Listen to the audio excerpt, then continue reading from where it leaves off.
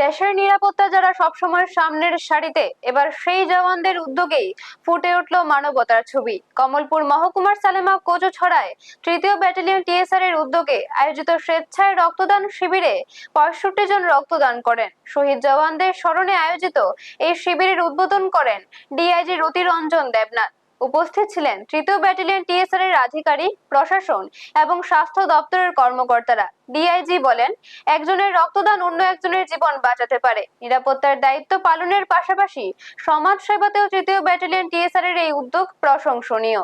Bureau report, news তৎকাল 24। इतना कुछ करने का बाद भी आज भी ये बैटालियन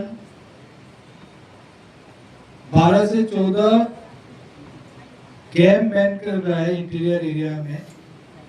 अदर देन दिस एक एसटीएफ यूनिट है जो अगरतला में रहता है, स्पेशली फॉर